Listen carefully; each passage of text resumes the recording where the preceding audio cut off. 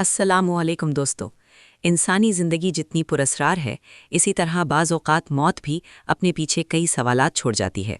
इन सवालात के जवाब तलाश करने के लिए जो अमल अपनाया जाता है, इसे तिब्बी ज़बान में पोस्टमार्टम या ऑटोप्सी कहते हैं। आज हम जानेंगे कि ये क्यों ज़रूरी है और इसकी अक़साम क्या हैं। पोस्टमार्टम का मतलब है मौत के बाद का मुआयना।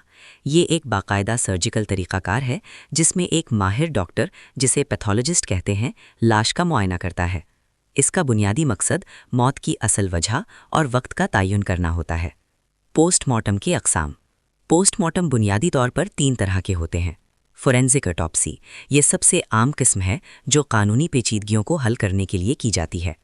अगर किसी की मौत मशकूक हालात में हो, जैसे कत्ल, खुदकुशी या कोई हादसा, तो पुलिस के हुक्म पर यह मुआयना किया जाता है।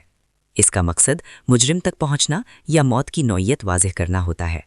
क्लिनिकल ऑटोप्सी, ये किस्म तिब्बी तहकीक और तालीम के लिए इस्तेमाल होती है।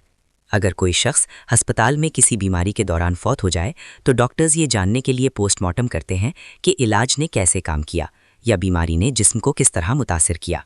इसके लिए लवाहिकीन की इजाज़त लाजमी होती है। वर्चॉप्सी, टेक्नोलॉजी के इस दौर में अब जिस्म की चीर फाड़ के बगैर भी पोस्टमार्टम मुमकिन है।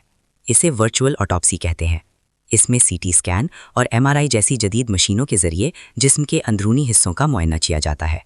प्रोसीजर, इस पूरे अमल के दौरान डॉक्टर लाश का बैरूनी और अंदरूनी जायज़ा लेता है। आज़ा के नमूने लिए जाते हैं और ज़रूरत पड़ने पर टॉक्सिकोलॉजी यानी जहर का तज्ज़िया भी किया जाता है, ताकि ये मालूम हो सके कि जिस्म में कोई जहरीला मादा तो मौजूद नहीं।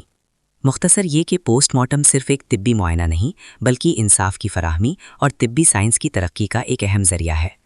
उम्मीद है ये मालूमात आपके लिए मुफीद साबित हुई होंगी।